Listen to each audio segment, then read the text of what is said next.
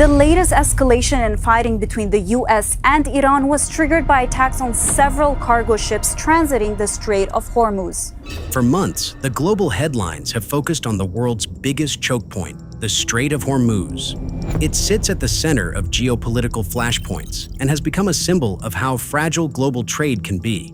However, away from sensationalism, America's biggest bottleneck hides in plain sight. Wedged between Lake Superior and Lake Huron in the small city of Sault Ste. Marie, Michigan, are the Soo Locks. And if they stopped working tomorrow, North America's steel production would come to a halt, destroying $1 trillion economy within weeks. And yet it remains one of the most obscure economic pathways in the world. For decades, much of the traffic through the Soo Locks has depended on one aging piece of infrastructure with no easy backup. The DHS has described it as the Achilles heel of the North American industrial economy. So how does a superpower end up betting so much on one point of failure? And what happens if it breaks? This is the story of America's invisible choke point and the multi-billion-dollar race to replace it before time runs out.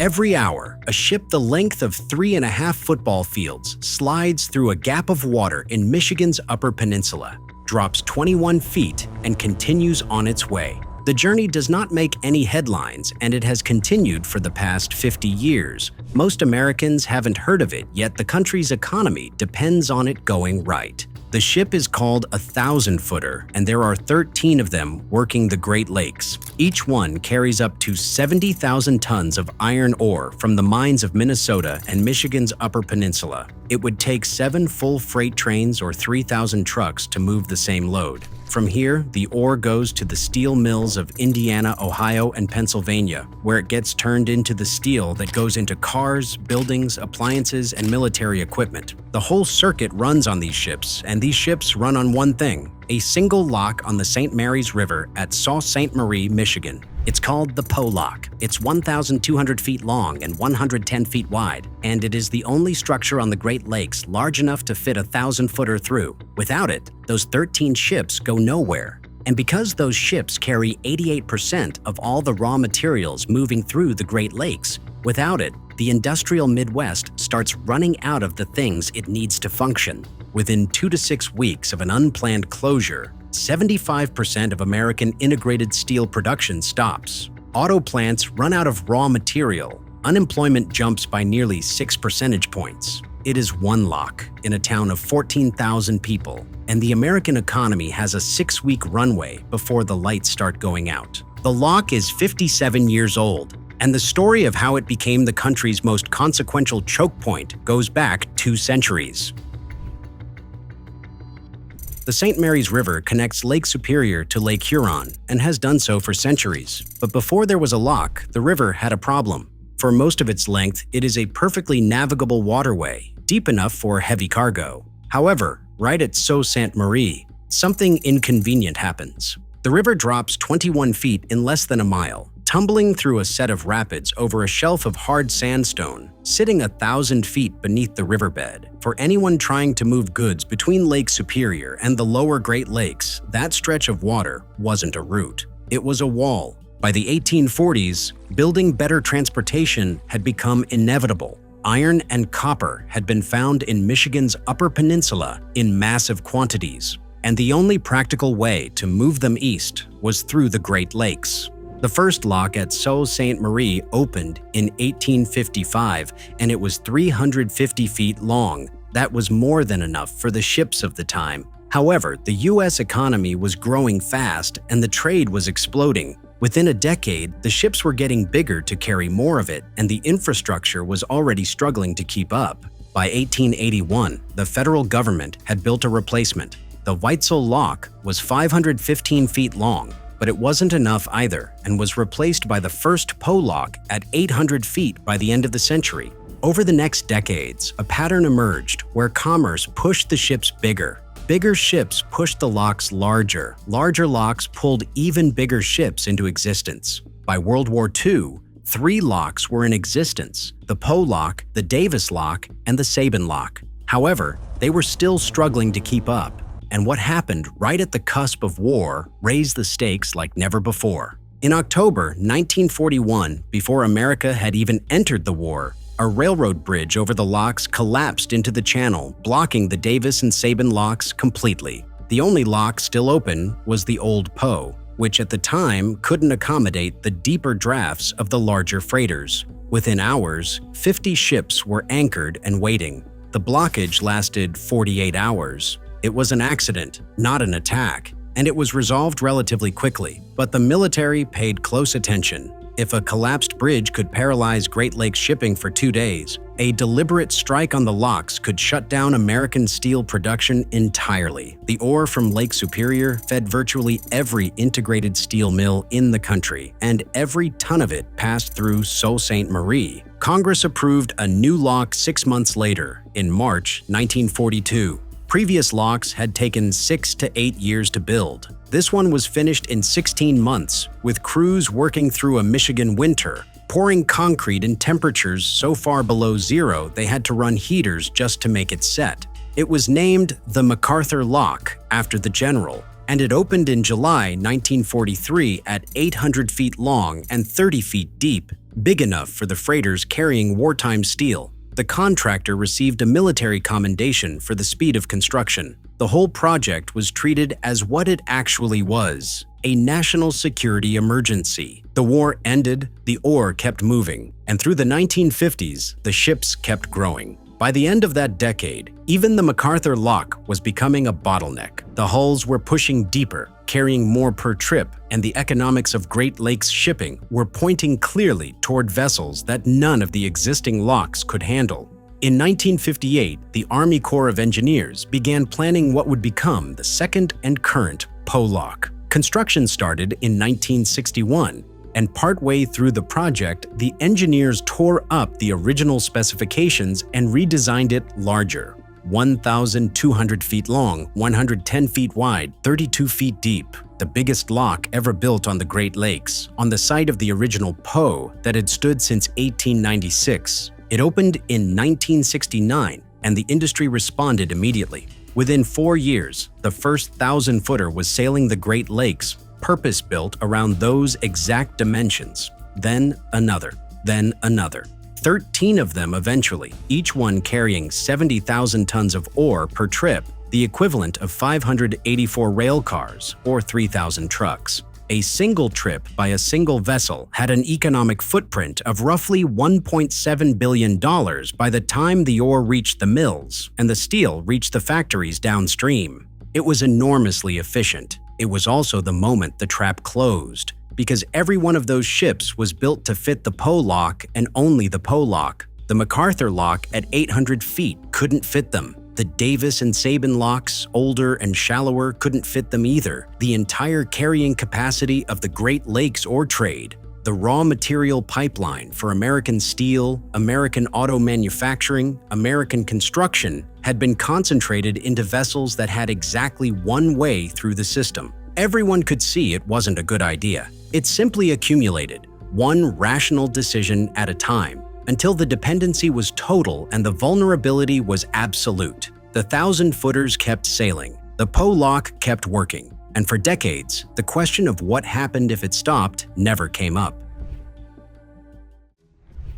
The Po Lock runs entirely on gravity. No pumps, no engines, no external power source beyond the water itself. When a vessel enters the chamber from Lake Superior, valves built into the floor of the lock open, and 22 million gallons of water drain out through tunnels in the concrete walls. The ship descends 21 feet in roughly 15 minutes, settles at the level of Lake Huron. The downstream gates swing open, and it continues on its way. To raise a vessel going the other direction, the process reverses. The whole operation takes about 45 minutes from entry to exit. It is, at its core, the same engineering principle that has moved ships through locks for centuries, scaled up to fit something that didn't exist anywhere in the world before 1969. What the Po Lock had to fit was a vessel unlike anything the Great Lakes had seen.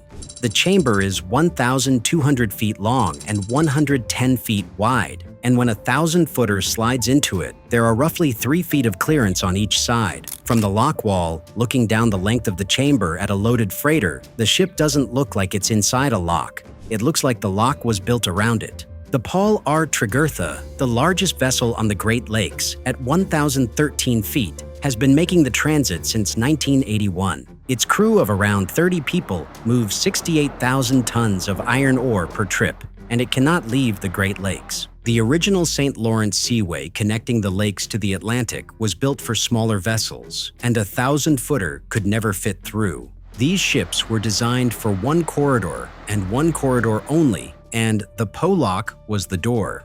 13 of them were built through the 1970s and early 1980s, each one engineered around the exact internal dimensions of the Poe chamber. Shipyards in Ohio and Michigan built them, and the margins in bulk shipping shot up as soon as they were commissioned. By 1981, more than half of the entire carrying capacity of the U.S. Great Lakes fleet was concentrated in ships that could only move through a single lock. The economy reorganized itself around the locks quickly. The integrated steel mills of Indiana, Ohio, and Pennsylvania deepened their dependence on Great Lakes ore shipments because the price per ton made every alternative uncompetitive. The auto plants in Michigan and Ohio that consumed that steel built their supply chains around delivery schedules tied to the shipping season.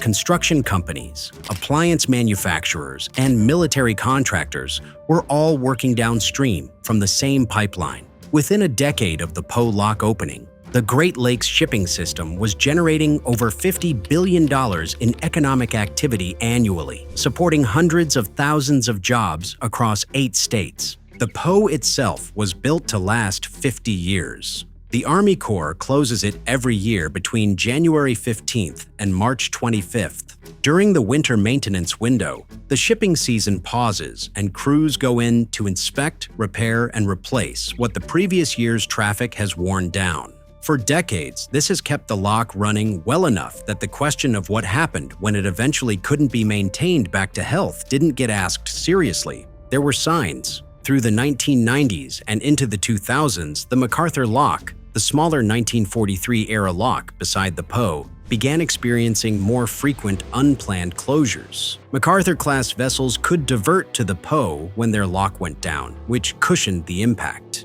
However, the Poe lock had no such fallback. A closure there during the March to January shipping season meant the 1,000-footers stopped moving, and the 1,000-footers stopping meant 70% of U.S. flag-carrying capacity on the Great Lakes sat idle. The shipping industry knew this. In 1986, an Army Corps feasibility study formally identified the need for a second Poe-sized lock and recommended building one on the footprint of the old Davis and Sabin locks, which had been decommissioned and were sitting unused in the river. Congress authorized the project that same year at an estimated cost of $227 million. Then nothing happened. The project had a congressional authorization, however. It sat that way for nearly 2 decades before the Army Corps completed a cost-benefit study in 2004. However, they concluded it wasn't worth building. The analysis assumed railroads could carry the ore if the Poe ever went down. That was an error because building such rail infrastructure would cost tens of billions of dollars and still wouldn't be as effective. But the study concluded with a benefit-to-cost ratio below 1, which meant the project was officially not economically justifiable. So the second lock was shelved, and the Poe kept running. It would be another 11 years before anyone looked seriously at what a failure would actually cost. By the time the Poe lock turned 50, it was carrying the weight of an entire industrial economy on its concrete walls. And almost nobody outside of Sault Ste. Marie was paying attention. Every year, roughly 80 million tons of cargo moves through the Soo Locks. Iron ore from the mines of Minnesota's Iron Range and Michigan's Upper Peninsula heading south to the steel mills of Indiana, Ohio, and Pennsylvania. Coal moving in the other direction. Grain from the Midwest heading toward the Atlantic. The whole system generates about $50 billion in economic activity annually and supports hundreds of thousands of jobs across both the United States and Canada. The Great Lakes region is, depending on how you measure it, the 3rd largest economy in the world, bigger than every country on Earth except the United States and China. People talk about the Strait of Hormuz as a global choke point, and it is. About 20% of the world's oil moves through that narrow stretch of water between Iran and Oman, and the geopolitical anxiety around it has shaped American foreign policy for decades. People talk about the Suez Canal, which handles about 12% of global trade, and the Panama Canal, which moves about 5%. These are the choke points that make headlines, that appear in threat assessments, that get protected by naval task forces. The POLOC never made those lists. It was a domestic piece of infrastructure in a small Michigan town, handling bulk commodities that most people never thought about. But when you ask what happens to the American economy if it stops, it belonged in that conversation. The difference is that the Strait of Hormuz has redundancy. Oil can be rerouted. Pipelines can be opened. The market might adjust painfully and expensively, but they can. The POLOC has no redundancy. There is no alternative route for a 1,000-footer carrying 70,000 tons of iron ore. There is no backup system. There is just the lock, built in 1968, running year after year past its intended lifespan, handling 85% of all cargo moving through the Soo Locks. Despite the problem, the plan to build new infrastructure kept being shelved for decades. A lock that kept running did not generate any urgency in Washington. Then, in 2015, the Department of Homeland Security released a report that changed the terms of the conversation. The report called the POLOC, the Achilles heel of the North American industrial economy, and the scale of what it described was staggering. An unexpected 6-month closure resulting from a mechanical failure of an aging infrastructure would trigger the shutdown of 75% of American integrated steel production. The mills in Indiana and Ohio and Pennsylvania would start running out of the ore they needed to function. The auto plants in Michigan and Ohio and Kentucky that depended on that steel would start idling their lines. By the time 6 months had passed, the report estimated that nearly 11 million Americans would be out of work. The GDP loss would reach $1.1 trillion. The unemployment rate would jump by nearly 6%, and the United States economy would enter a severe recession. But unlike a financial crisis, which can be addressed with monetary policy and government intervention, this one would have a physical cause that no amount of stimulus could fix while the lock remained closed. The executive director of the Duluth Seaway Port Authority said afterward that people would ask him whether he actually believed the trillion-dollar figure. His answer was that he did, and that the harder thing to believe was that it had taken this long for anyone to say it out loud. The obvious question was, why hadn't anyone built a backup? A second Poe-sized lock had been discussed for decades and would cost somewhere between $1 and $3 billion. By any rational cost-benefit calculation, a few $1 billion for a backup lock was not a difficult decision. But infrastructure funding doesn't get made by rational cost-benefit calculations alone. It gets made through congressional appropriation cycles and regional politics. Every year, the POLOC ran without incident became another argument against urgency. However, the Great Lakes states and the shipping industry kept pushing. Eventually, an infrastructure legislation that finally moved the project forward was passed. Construction on a second Poe-sized lock is now underway. The price tag has grown considerably from the early estimates and now sits at $3.2 billion. It is scheduled for completion in 2030. And until it is finished, the original POLOC that is 7 years past its designed lifespan remains the only thing standing between the American industrial economy and an economic disaster. What it actually takes to build that backup lock is the next part of the story. America's Water Infrastructure Act of 2018 formally approved construction of a second Poe-sized lock at Sault Ste. Marie. Congress authorized the project at $922 million, with a completion target of 2030. Ground broke in spring 2020. The first phase was deepening the upstream channel so the new lock could eventually handle the same vessel drafts as the Poe. A Nevada-based contractor started cutting into the riverbed in May and wrapped it up 2 years later. Phase 2 followed, rebuilding the approach walls that would guide 1,000-footers into the new chamber. Those walls, it turned out, were over 100 years old and needed full replacement rather than repair. That work finished in September 2024. The new lock itself is going up on the footprint of those two old locks, the Davis and the Sabin, which had been sitting decommissioned in the river for years, too small for modern traffic and too deteriorated for anything else. Clearing them out and building something new in their place is a complex process because the PO lock is close enough, and any miscalculation in the wrong direction puts the only functioning large lock in the system at risk. The solution was to scale up the construction site to the size of a small city block. Steel cells were driven into the riverbed in a line filled with rock and concrete, forming a wall that holds the river back long enough to work behind it. Once the water was pumped out, it exposed the floor of the St. Mary's River, and that's where the new chamber walls are going up. The engineering scale here is staggering. 21 concrete monoliths on each side, each one 44 feet wide and 70 feet tall, poured in 5-foot layers and built up one lift at a time until the finished lock matches the PO exactly. 1,200 feet long, 110 feet wide, 32 feet deep. The Army Corps awarded the main construction contract in July 2022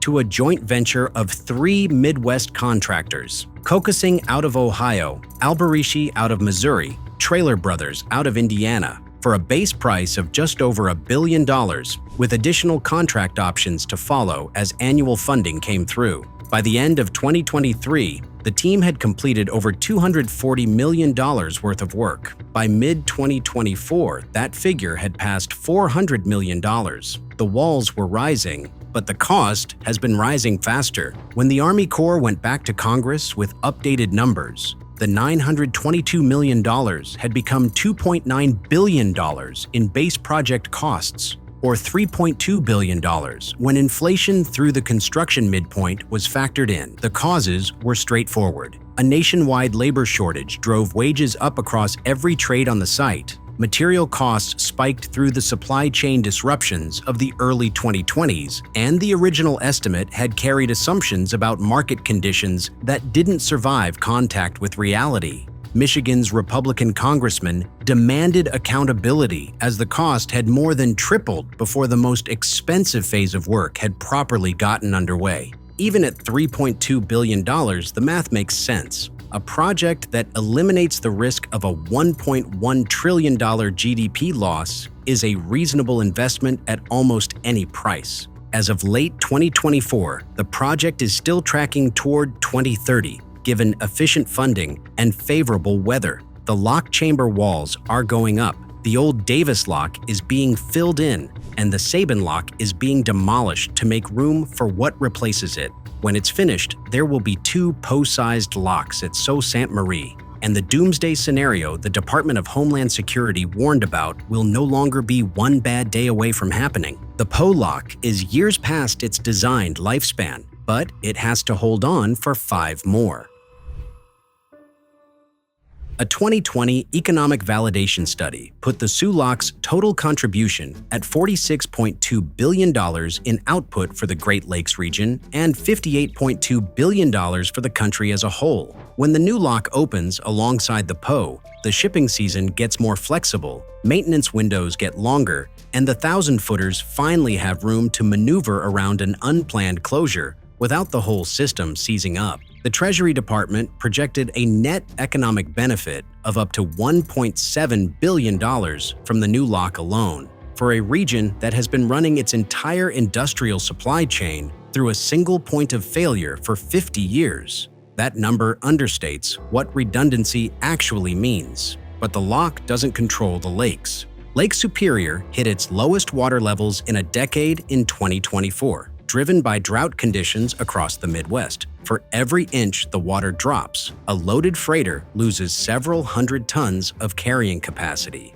U.S.-flagged Great Lakes freighters moved 71.3 million tons of cargo in 2025, nearly 9% below their 5-year average. The Lake Carriers Association has already warned that water levels are going to keep dropping. The dynamic is self-reinforcing in the worst way. Low water means lighter loads per trip. Lighter loads mean more trips to move the same ore volume. More trips mean more transits through infrastructure that is already being maintained on the tightest possible schedule. The second lock addresses the redundancy problem the 2015 report identified. It does nothing for a system where the lakes themselves are becoming shallower every year, where deferred channel dredging compounds the problem, and where the ships were built to carry 68,000 tons, but are increasingly running at a fraction of that. America is spending $3.2 billion to fix the vulnerability it took 40 years to act on. When the new lock opens, the industrial Midwest will be less exposed than at any point since 1969.